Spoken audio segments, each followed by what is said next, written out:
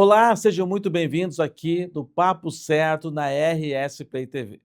No programa de hoje vamos falar sobre empreendedorismo na área da gestão, um tema muito importante e relevante que impacta a vida de todos nós. Aqui você já sabe, o nosso papo é sobre empreendedorismo, gestão, finanças e economia. Um programa feito para você que faz o Brasil acontecer. Você pode nos acompanhar no canal 524 da Net Claro TV e também nas nossas redes sociais. O Papo Certo está no ar. Vem com a gente!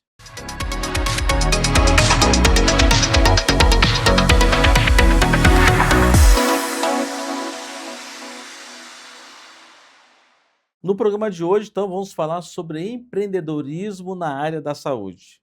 E temos um convidado especial aqui hoje, que é o sócio fundador da São Pietro, que é médico, gestor, tem uma ampla participação na sociedade gaúcha com o tema saúde.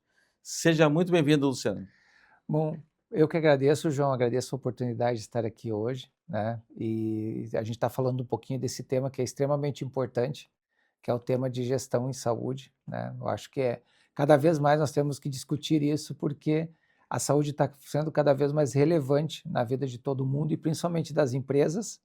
E nas empresas que prestam serviços na saúde também é relevante a gente discutir alguns aspectos e falarmos um pouquinho desse tema que é de gestão, né? Não, até porque se fala muito que a saúde no Brasil, o problema nem é tanto dinheiro, mas gestão. Isso tem impacto muito grande em custos, em qualidade, em tempo das pessoas serem atendidas. Não, com certeza, a gestão faz parte do aprimoramento da entrega de valor na saúde, né? E aí, como você falou, é muito falado, tem muito desperdício, tem tem muitas coisas que têm que ser melhoradas. Eu acredito que sim, mas também tem coisas que a gente tem que pensar que, quem sabe, o modelo não seja mais o mesmo modelo que começou na década de 70, principalmente na saúde suplementar, e na saúde pública, principalmente, a gente tem que pensar em ter mais gestão realmente, né? A São Pedro, que é uma referência hoje no estado, tem quantas unidades, quantos hospitais lá administra? Bom, o Grupo São Pietro hoje ele é formado por a parte de saúde, né, o segmento saúde, onde nós temos 7 unidades clínicas e 4 hospitais, né, o Hospital Banco de Olhos, o Hospital Prime Day, que foi onde tudo começou, o Hospital de Olhos de Gravataí, e a gente vai inaugurar agora, nas próximas semanas, o Hospital de Olhos de Canoas, né? E no segmento sênior, a gente tem a parte de Senior Livings, que nós somos uma operadora de Senior Livings. Que é uma grande referência também no Brasil. Que somos a primeira operadora de Senior Livings do Brasil, e também temos um segmento que é a parte de ensino, pesquisa, que também a gente está desenvolvendo aqui para a gente poder nutrir todo esse corpo que nós temos aí. Luciano, qual foi o principal desafio da São Pietro logo que ela começou? O principal desafio, como eu falo, né, a gente brinca, eu e o Daniel é meu sócio, eu era médico na época, né? Hoje não é que eu não sou médico, mas é que eu tinha que fazer uma transição de carreira, ou eu atendia paciente ou eu fazia gestão, porque chega uma hora que você não tem como você fazer tudo, né? E na época a gente brinca que durante os 3 primeiros anos lá no começo, a gente veio de São Paulo, montou um hospital dia, um hospital que era uma ideia de fazer uma unidade que atendia todas as especialidades, ou seja, multiespecialidades. A gente achava que ia quebrar todo dia, né? Nos 3 primeiros anos. E aí depois, com o aprendizado, a gente, né, querendo ou não, eu era gaúcho, mas estava em São Paulo, vim para cá, retornei para o estado. Você entrar num estado, o Rio Grande do Sul não é um estado fácil de se empreender, né? E a gente vai aprendendo todos os dias, né? Então, a gente teve que pivotar ideias, pivotar estratégias várias vezes, mudar estratégias que achávamos que eram corretas, a gente via que não era, tinha que mudar. A gente brinca, a gente começou, eu, Daniel, uma secretária, uma enfermeira e uma técnica de enfermagem, né? No começo a gente tirava lixo, cuidava de tudo. E eu acho que isso de você construir uma coisa do zero e você entender o que cada pessoa hoje que está lá dentro do grupo faz com que você, primeiro, dê valor ao serviço das pessoas, né? E segundo, você começa a ter uma visão mais 360 de todo o negócio. E isso faz com que você também acelere decisões que às vezes têm que ser tomadas. Não, com certeza, quem já faz tudo realmente tem essa consegue valorizar cada pessoa, cada papel na empresa como um todo, né? E Perfeito, cada um tem um papel importante para as coisas acontecerem. perfeito. Mas quando, vamos supor, você pega um novo hospital, que já Aham. tem um sistema, que as pessoas estão habituadas a operar daquela maneira, e que tu vai chegar lá, vai mudar o sistema, vai mudar processos. Não deve ser fácil esse Não. momento aí. A gente teve um desafio que foi a incorporação do Hospital Banco de Olhos, uma instituição de 70 anos, que fez 70 anos agora, dentro do nosso grupo, né? Então, você tem cultura aí dentro, você tem modelos de processos que são feitos de uma forma que você tem que mudar. Tudo isso faz parte de um planejamento de RH e de um planejamento estratégico que entra dentro, né, dentro do dia a dia, e ele tem que ser cumprido, né?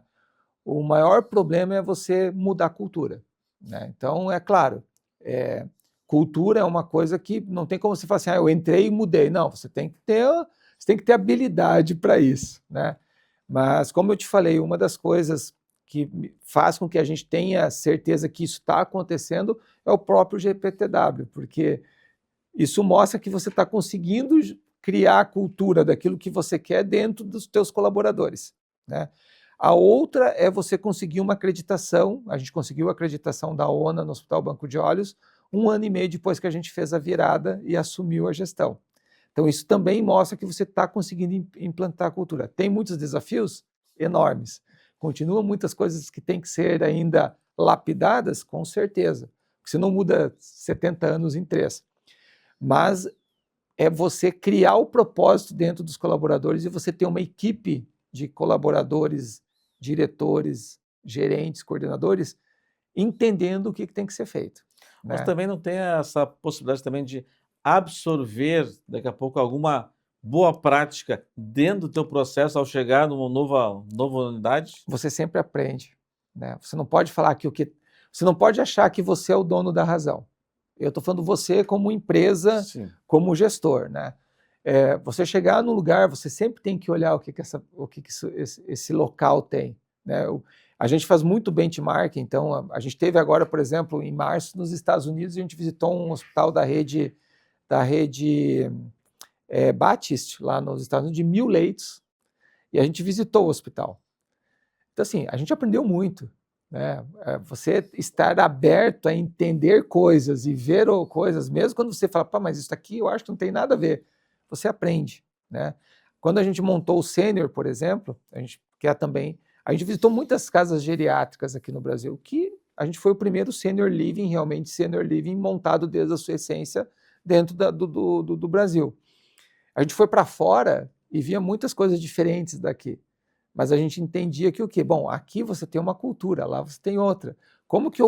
E aí está a habilidade de você entender o que você pode aproveitar para você ganhar velocidade naquilo que você está fazendo e como você tem que mudar às vezes coisas que você acha que realmente tem que mudar. Por exemplo, a gente aprendeu muitas coisas quando a gente pegou o Banco de Olhos. Ele era um hospital de alta complexidade, representando o estado inteiro, Tem pessoas que vêm né? de todo o estado fazer consulta no E a Banco de gente não Olhos. assumiu o hospital porque ele tinha coisas erradas, a gente assumiu por uma questão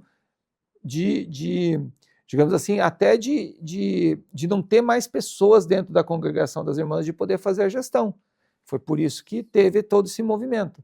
Então, assim, tinha coisas muito boas, cara, muitas coisas legais que aconteciam lá dentro, que a gente continua e a gente melhorou, assim como tinha coisas que tinham que mudar, que inerente, se fosse nós ou fosse qualquer uma outra pessoa, que faz parte da própria evolução da gestão em saúde, né? Por exemplo, hoje a gente faz parte da ANAP, estão todos os grandes hospitais lá dentro, a gente senta nos grupos de trabalho que existem lá dentro, você vê às vezes coisas que o Einstein está fazendo, você fala, pô, eu posso mudar isso aqui dentro, mesmo que não seja de oftalmologia, mas aí que está a grande, digamos assim, o que faz com que um gestor consiga ser mais ativo, é ele entender que às vezes as suas concepções têm que ser mudadas. E às vezes você entender o que a ponta está te falando, às vezes o cara que está lá na recepção, ele pode ter uma ideia que pode ser muito boa em diminuir tempo de ação. Hoje o que nós vemos na saúde é que existem muitos gargalos de repetição de processos, que isso faz com que o cliente tenha uma experiência não muito boa. Refazimento. Refazimento, refazer um processo, ou seja, você chega numa recepção, você faz o processo, você vai para outra, faz de novo. Ou seja, isso é o que a tecnologia pode nos ajudar a diminuir tempo. E aí entra inteligência artificial, entra a revisão de processo. Agora, o contato humano, aquela coisa que a gente está ouvindo, a inteligência artificial, a tecnologia vai tirar todo mundo vai perder o emprego, né? Isso provavelmente não vai acontecer, porque não tem como a tecnologia representar o contato humano, isso que nós estamos tendo aqui, o olhar, você demonstrar empatia, isso não tem como com a tecnologia. Mas a gente perder tempo com coisas repetitivas e ganhar tempo para manter isso que nós estamos tendo aqui, contato e empatia, isso a tecnologia vai fazer a gente ganhar. E isso vai aumentar a percepção de valor das pessoas dentro da saúde. Reduzir o tempo de espera, né? Já uma qualidade de vida, né? Tipo, Sim. tu ter que ir numa consulta e chegar às 8 da manhã para ser atendido ao meio-dia. Sim. Não precisa chegar tão cedo, né? Então, e a questão de muito papel, ainda vejo muito papel nos hospitais, não estou falando do São Pedro, mas de alguns hospitais, tu tem lá, tem que imprimir papel, dá um papel. Daí tu vai para outro dia, tem que levar o papel junto, senão, e cadê o papel? Não, tá no sistema aí, olha aí. Não, tem que ter o papel, sabe? Tipo, tu perde muito tempo realmente. Muito, muito. E isso a gente chama que é a burocracia burra, né? É você ficar repetindo, e às vezes não é nem porque é porque o próprio processo hoje da saúde está dentro disso, né? Às vezes até a gente se questiona, pô, mas para que tanta, mas é que a gente paga às vezes pelos maus prestadores, pela questão de fraudes, pela questão tantas que acontecem, e aí são criados mecanismos e a gente vai ter que inovar cada vez mais para isso que eu te falei, diminuir os atritos, diminuir os processos repetitivos não serem feitos por pessoas, mas serem feitos por tecnologia, e a gente está num processo muito grande de pensar isso, né? Mas isso requer também investimento, isso requer tempo, isso requer educação, as pessoas serem educadas para isso também. Sabe que eu tinha uma grande crítica à telemedicina, Uhum. e comecei a ser usuário de telemedicina, principalmente aquela primeira, para pedir os exames, né? Olha, a agilidade, tinha muito preconceito, né? Sim. Claro que tem um momento que tu tem que ir lá para fazer o exame pessoalmente, ou para fazer uma avaliação, tipo oftalmologia, não tem muito recurso para fazer telemedicina, né? Mas a gente acha que não. Nós estamos com um projeto lá que se chama Rota da Visão, né? Que é um projeto de telemedicina que começou do quê? A gente começou a observar os mapas de calor do Hospital Banco de Olhos e das nossas unidades, e a gente percebeu que a média de distância no Banco de Olhos da pessoa que sai da sua casa e vai ao hospital, ou seja, a distância entre casa e hospital, da média de todos os pacientes que a gente atende lá, que são perto de 25 mil no mês, é 150 quilômetros. A média? A média. Tem gente que então anda muito mais. Estou falando da média. E aí a gente começou a perceber que vinham muitos usuários, muitos clientes, eles vinham porque tinham passado por uma avaliação na sua cidade, e lá a gente é um hospital de alta complexidade, ou seja, é o funil de todas a grande complexidade. A gente começou a perceber que tinha um número grande de pessoas que deslocavam, às vezes, uma distância muito grande para fazer um óculos.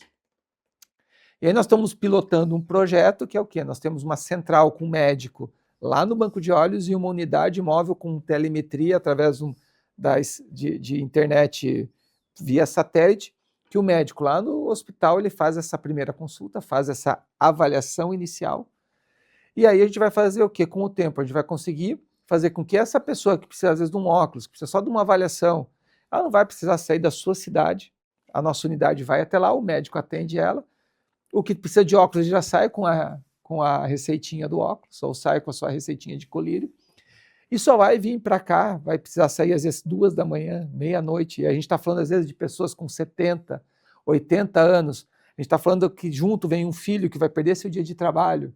Então, olha o quanto que às vezes a tecnologia, e quando você pensa um pouco fora da caixa, o quanto que você consegue agregar de valor para toda uma comunidade. Ó, enorme, isso é enorme, porque tem que vir já um acompanhante junto, conforme a idade, ou uma criança também, tem que vir Isso. os pais junto. Aí você tem a questão do transporte, você tem a perda de qualidade de vida, porque essa pessoa acordou 2 da manhã, às vezes viajou 8 horas, para vir aqui para fazer uma consulta de 7, 8, 10 minutos para receber uma receita de óculos, né? E aí ela tirou, às vezes, o lugar de uma pessoa com uma doença crônica, que precisaria de um atendimento rápido, que por causa da fila, que não tem como essa fila é humanamente impossível o gestor público olhar para a fila, bom, esse é isso, esse é aquilo, não tem como sem uma consulta, né?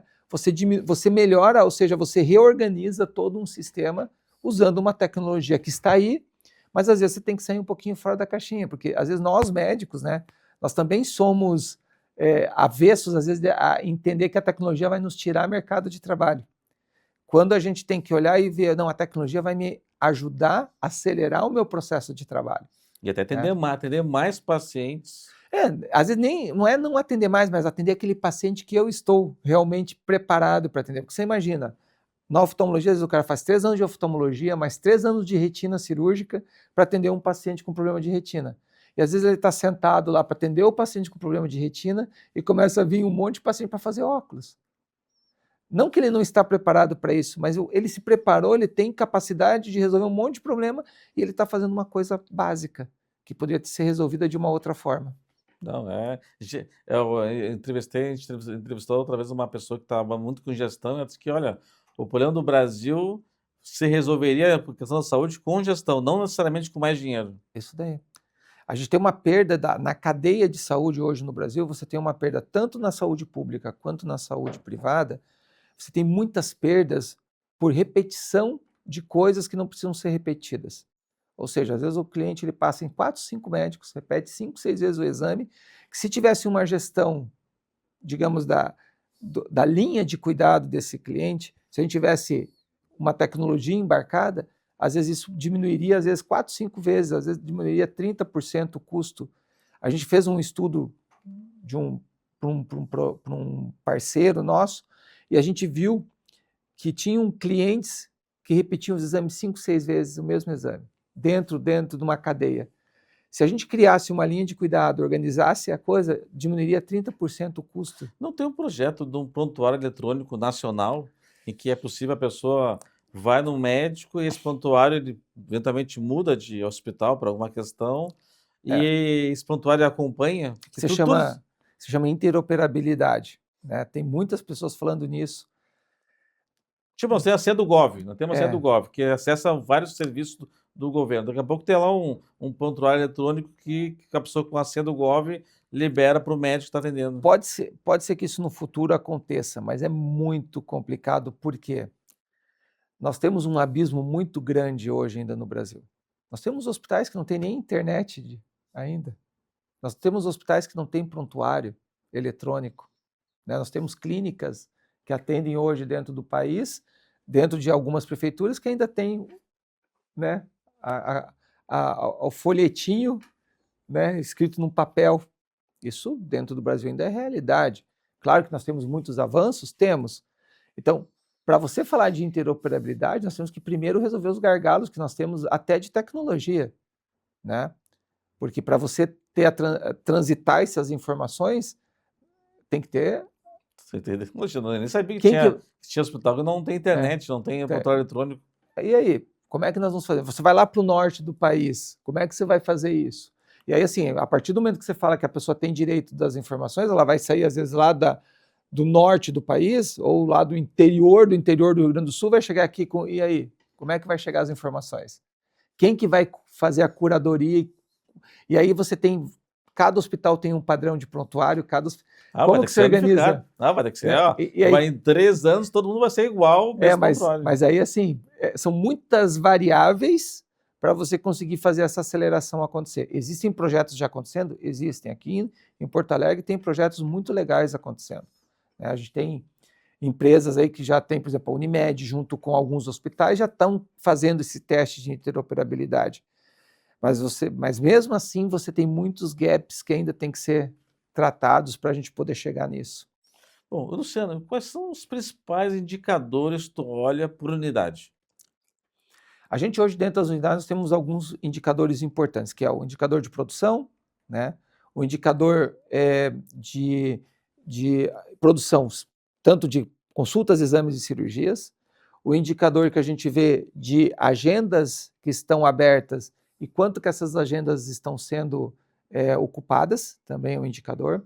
Nós temos o indicador de faturamento, que a gente acompanha, então, o faturamento dentro de cada unidade e de cada setor, né? Você tem o setor de exames, o setor de consultas.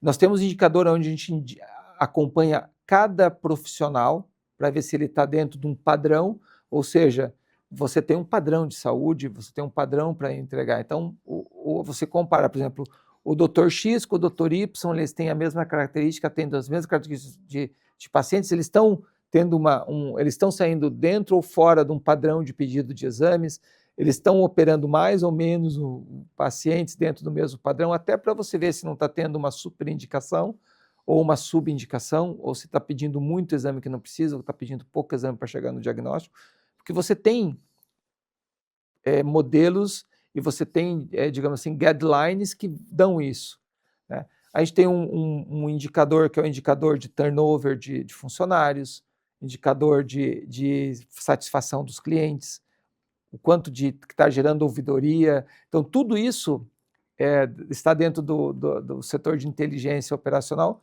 que vai gerando. E você tem o cruzamento também de indicadores, então, indicador de produção de cirurgia com o custo médio da cirurgia para ver o quanto que está sobrando. Isso também vai dentro, certo? O cirurgião X, ele gera mais valor, mas ele gasta menos, porque ele é mais habilidoso.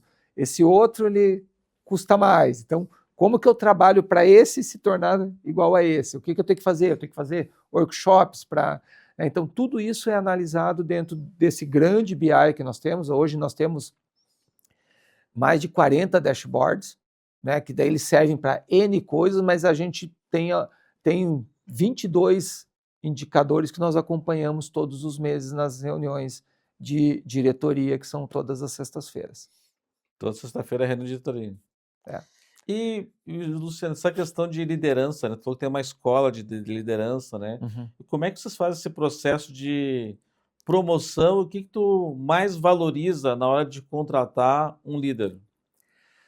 Bom, a gente fala que as pessoas elas são contratadas pelas competências e elas perdem o emprego pela questão emocional. E isso está cada vez mais presente, a gente percebe isso cada vez mais real, né? O que a gente procura são pessoas que têm um propósito, né? O dinheiro é importante, a remuneração é importante, é muito importante, a gente preza por isso, mas a gente procura muito pessoas que têm um propósito, que se identifiquem com os nossos propósitos também, né? Não adianta às vezes você contratar o cara que tem 40 MBAs, 50, né, cursos de formação e você vê na conversa com ele que ele não tem propósito, né? Todos os grandes líderes, toda a parte de cima, eles passam por uma conversa depois que eles passaram pelo RH, e o RH ele tem todo um processo, então essa pessoa passa por uma avaliação até de aqueles perfis psicológicos, né? E a gente vê se ele encaixa, e depois ele passa por uma conversa com a diretoria, né? Que não é só eu, passa com toda a diretoria. E aí a gente analisa a questão muito de empatia, para o que essa pessoa vai fazer, como que ela vai conduzir, porque os líderes eles vão comandar pessoas. Então não adianta, por exemplo, se eu tenho um líder que não gosta de pessoas, como é que ele vai conversar com o seu grupo, né? E a gente sofre, como todas as grandes organizações, como toda organização, da questão da comunicação. Então hoje o que a gente mais trabalha dentro do líder é como eu me comunico de uma maneira assertiva com o meu grupo. Porque hoje o grande problema do mundo é a comunicação. Né? Com certeza. A comunicação hoje é o grande problema do mundo. Você mas vê... eu falei isso e a pessoa entendeu diferente. Então a tua comunicação não foi eficaz. É isso daí. E você vê isso quase que todo dia acontecendo em todas as áreas. Todas não, mas você identifica problema de comunicação quase em todos os dias com algum líder. Então a gente tem trabalhado muito na escola de líderes a questão da comunicação, a questão também de pertencimento, né? Então a gente sabe que se você tem um funcionário que se sente pertencente àquilo que ele está fazendo, né? E na área da saúde, isso é muito importante, porque a gente faz as reuniões, a gente fala muito isso, que a gente transforma a vida das pessoas. Você escolheu estar lá, mas a pessoa não escolheu você para ser atendida, né? A gente fala assim, não, não. A pessoa, ela vem lá. Então, assim, principalmente quando a gente fala de SUS, a pessoa não escolheu, ela não escolheu você para ela ser atendida por você, mas você escolheu estar lá para atender a pessoa. E a gente tem que entender que, conforme eu vou fazer esse atendimento, eu vou transformar a vida dessa pessoa, né? A gente tem esse, digamos assim, esse compromisso. Então, a gente tenta passar para todos os nossos colaboradores e a gente brinca assim, você vai transformar a vida de uma pessoa, seja a pessoa da limpeza, ou seja a pessoa da manutenção, ou seja o médico que está atendendo. A gente está transformando a vida das pessoas, todos os dias que vão lá. Então isso tem que estar como propósito e tem que estar muito inserido dentro digamos assim, do que essa pessoa está entendendo quando ela entra lá. Nós temos todo mês um papo com a diretoria, então as pessoas, os colaboradores se inscrevem para tomar um café da manhã. E toda vez que a gente faz isso, a gente conversa depois entre os diretores, a gente fala, como a gente tem pessoas legais aqui dentro. Porque às vezes a ponta, se você me perguntar hoje quem que é o pessoal da ponta, se eu te falar que eu conheço, eu vou estar te mentindo. Eu não conheço, eu gostaria, mas não tem como, né? É muita gente, muitas vezes também pessoas que mudam, né? E quando a gente faz esse café da manhã, a gente vai descobrindo talentos, a gente descobre, às vezes, pessoas com propósitos que você não imaginava de vida, você vê histórias de vida que são exemplos que, às vezes, têm que ser contadas dentro da organização. Então, você tem que ter... a gente vê que, além de contratar pessoas certas e contratar pessoas que tenham o mesmo propósito, você também tem que estar aberto a ouvir, às vezes, a ponta. Você tem que trazer essa ponta para perto. Que às vezes você só ficar ouvindo a liderança, não que às vezes ela não traga, porque aí não seria um bom líder e nem estaria com você, mas é diferente. Ela faz um filtro, né? Ela tem que fazer um filtro e não chega a 100%. Não. E essa ponta te traz, às vezes, visões da operação, que por mais MBAs e processos que você tenha, às vezes ela te traz insights que vão te ajudar muito no dia a dia. Bom, Luciano, estou falando muito da questão de tecnologia, né? Que o investimento na saúde passa muito por tecnologia e cada ano que passa, novos equipamentos vão surgindo e para te manter essa qualidade, tu tem que estar atualizando todos esses equipamentos, né? E não só equipamentos, mas também novas tecnologias. Como é que a empresa hoje se fica acompanhando essas mudanças, trazendo novidades para dentro da São Pedro, para se tornar também, continuar sendo competitivo, né? Porque a gente cheguei no topo. Sim. Você nunca vai chegar no topo, né? A tecnologia, a gente tem uma velocidade de atualização tecnológica na saúde que é muito grande. E isso também pode ser um problema numa empresa. Às vezes você querer ser muito tecnológico pode ser o que vai fazer com que você tenha problemas, né? Porque tudo tem um investimento e você tem um ROI, né? Inclusive, esses dias eu tive num congresso e que eu falei isso. A gente tem que analisar qual que é o ROI, qual que é o retorno que essa tecnologia vai me dar e quanto tempo que eu vou conseguir me pagar com essa tecnologia. Porque existem os modismos também. E às vezes você entrar no modismo pode ser o que vai ser, você vai perder valor e você vai perder dinheiro, entre aspas, que poderia estar sendo investido em outras coisas que dariam muito mais retorno e dariam também muito mais retorno social, falando, porque quando você melhora a vida de uma pessoa, você também está melhorando o social, né? Hoje a gente tem dentro do grupo lá, a gente tem uma discussão quase que permanente, a gente tem um setor de TI, de tecnologia e de engenharia de produtos, né, que são de produtos da saúde, que a gente senta, conversa, analisa e tenta sempre comprar uma tecnologia que vá ter realmente um resultado, não para ficar lá parada, né? que a gente vê muitas vezes, você tem a tecnologia parada lá, e aí você tem o nome, mas você não consegue fazer ela rodar. Até porque você tem que botar muito em cima, assim, o quanto que isso vai me trazer de retorno em termos de eu estar comprando. Por exemplo, a gente agora comprou há pouco tempo, faz um ano, uma refrativa. É uma máquina de 4 milhões, né? E hoje nós temos a melhor, digamos, a melhor tecnologia de refrativa de Porto Alegre, né? No Rio Grande do Sul tem outras máquinas igual a essa, uma máquina alemã, da Zeiss, que faz a cirurgia para você não precisar mais usar óculos. Foi uma discussão de 3 meses, né? Pô, calcula, vê, analisa qual que é o custo, o que eu vou precisar para operar, qual que é o custo mensal, que também tem um custo mensal, para você ligar essa máquina, quanto que ela custa, quantas cirurgias ela tem que fazer Não, para, e né? tem que ter toda uma capacitação para poder operar essa máquina Fora, aí, porque, não, tipo, tu é médico, isso, ok, mas chegou uma máquina que faz de uma maneira diferente. Então tem que ter todo um curso para poder operar a máquina, sim, tem o para tirar custo, o melhor dela, né? tua equipe operacional, quem que vai poder operar essa máquina, onde ela vai estar, como que eu vou trazer a equipe para ser treinada, né? Então tudo isso é custo, né? Então você tem que ver esse custo e ver se vai fechar a conta, né? E, e isso em tudo. Então você pega parque tecnológico, hoje a oftalmologia é muito ligada à tecnologia. Você tem todos os aparelhos, eles mudam, às vezes todo ano tem um aparelho novo que faz a mesma coisa de uma maneira diferente, né? Então dentro das nossas próprias unidades descentralizadas, o que eu levo para lá? Qual a tecnologia? Até onde que eu vou lá e quando que eu trago para dentro da unidade central? Porque às vezes não adianta você ter um aparelho de R$ 1 milhão em cada uma das unidades para fazer 3 exames na semana. Eu posso ter um central. Então, tudo isso é uma inteligência que tem que ser pensada dentro da gestão para você trazer, sim, a tecnologia para o cliente final, mas com uma inteligência operacional para não gastar o que não é necessário. Sim. Você também cria a população tem envelhecido. Estava comentando antes que a França envelheceu em 150 anos, o Brasil está envelhecendo em bem menos tempo, né? Então, a demanda também por serviços de pessoas de mais idade, também até questão de longevidade, né?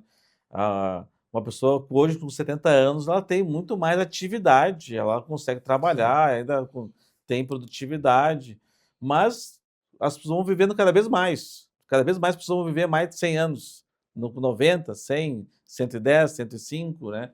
E ao mesmo tempo as famílias são menores, né? Tipo, antigamente as famílias eram mais numerosas, sempre tinha lá o filho mais novo ficava para cuidar dos pais, né? Perfeito. Né? Hoje não, as famílias são 2 pessoas, um filho, 2 filhos, né? Não, o pessoal também trabalha, né? E não tem mais tempo para ter esse cuidado dos pais, né? Ah, e tem todo um custo também de cuidadores dentro de casa, né? E hoje surgiu o senior living, né? Sim. Que nos Estados Unidos a gente vê pessoa, ou, tipo, as pessoas querem ir para o senior living nos Estados Unidos, né? Eu vejo muitas vezes, não, já tem lá é recreação, é um clube. Tu vê assim, nos filmes é um Isso. clube, né? E tem toda uma questão tem a geriatria, né? Que em muitos casos é um depósito de pessoas lá que ficam com um tratamento mínimo, muitas vezes. Então, eu queria que tu falasse um pouquinho dessa diferença, dessa tendência e dessas alternativas que estão surgindo. Tá. Não, João, muito bem colocado. Primeiro que o país está envelhecendo. E a gente vai ter que ter soluções, não só de moradia, mas para outras coisas que a sociedade vai ter que olhar para isso de uma maneira diferente. O Brasil está muito atrasado nisso. Se a gente vê as políticas para com a pessoa idosa, é muito pouco falado. As cidades também pouco falam em criar ambientes para essas pessoas e cuidar dessas pessoas. E a gente sabe que esse envelhecimento vai fazer com que o custo da saúde dobre nos próximos 15 anos, né?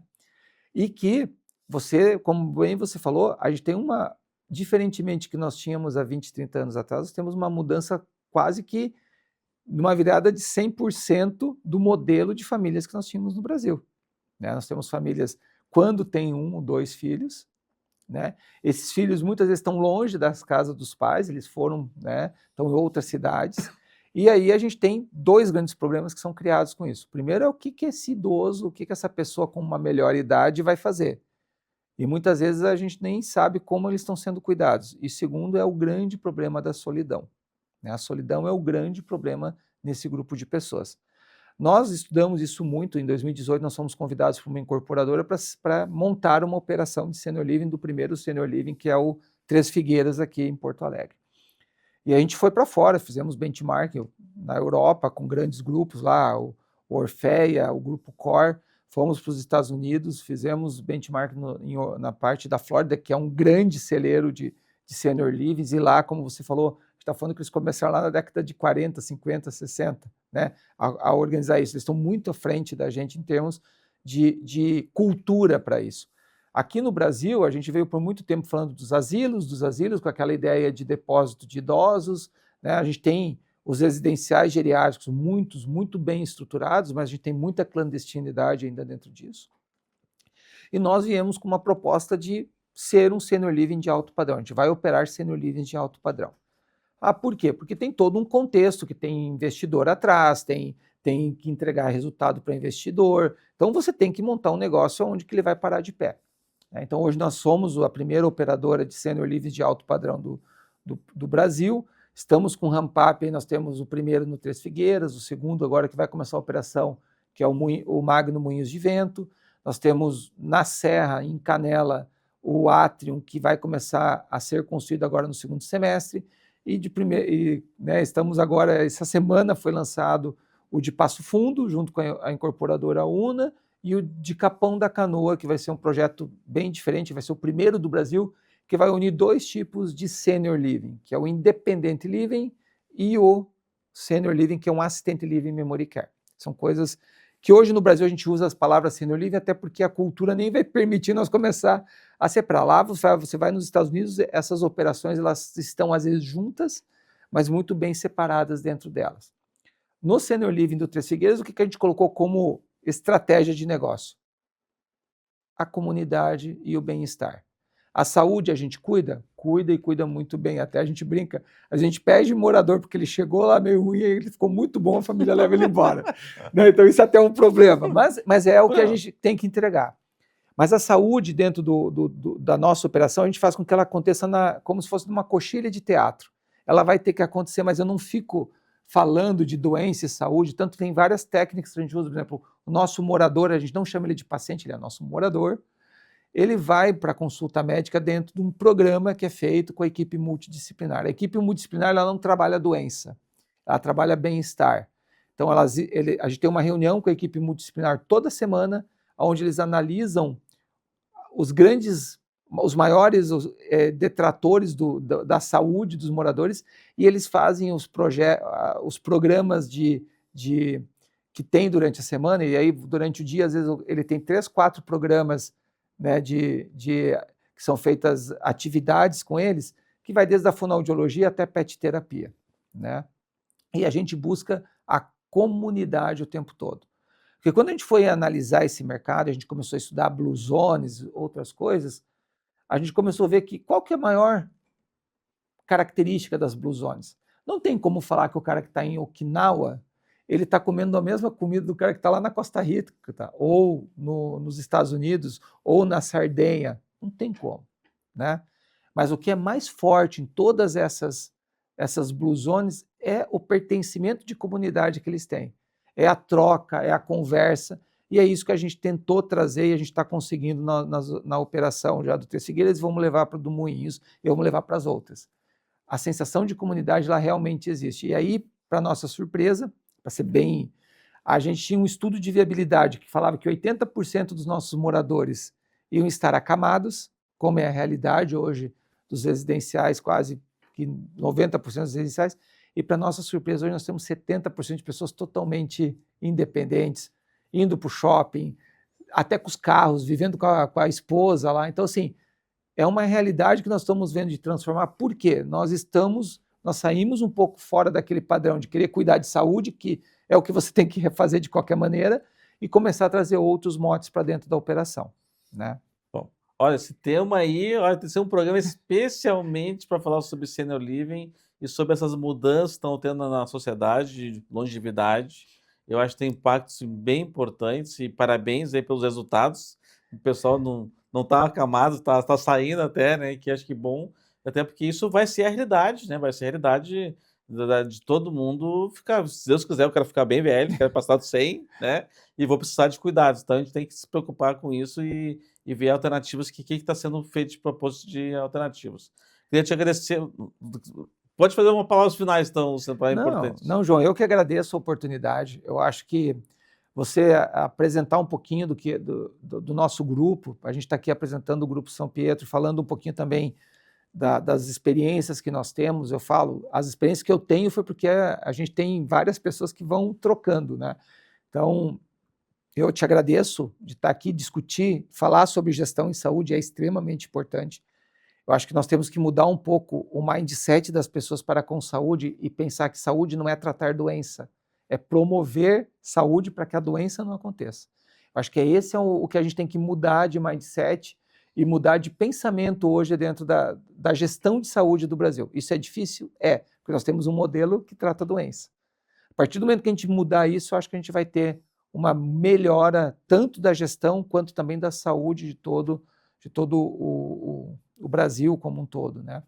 E agradecer o espaço que você tem aqui, parabenizar você pelo programa e estamos à disposição, sempre que você precisar, Não, né? Estamos aí à disposição para vamos. trocar, bater um papo, que eu acho que é sempre importante. Não, muito obrigado, Luciano, pela tua disponibilidade, né, de estar dispondo do teu tempo para falar um pouquinho de um tema tão relevante e importante que é a saúde, né. Então, muito obrigado. Também agradecer a nossa equipe, nossa produção, que faz tudo acontecer, produção, técnica, né, que faz o programa acontecer, a a Amanda Oliveira, o Samuel, o Justen, Maiara, Zeli, toda a equipe que faz aqui o programa acontecer. Também agradecer aos nossos patrocinadores, a Fortus, que tem uma solução 360 com contabilidade, RH, finanças, auditoria, ao Sindiconta, que representa toda uma categoria profissional dos contadores e também ajuda a fazer uma sociedade melhor. E especialmente a nossa audiência, que cada programa estamos muito felizes, tem aumentado a nossa audiência, pessoas mandando mensagem de todo o estado do Rio Grande do Sul, Uruguaiana, Livramento, Lajeado, a Cachoeira. Então, nosso muito obrigado por ter nos acompanhado de segunda a quarta-feira, das 22 às 23 horas.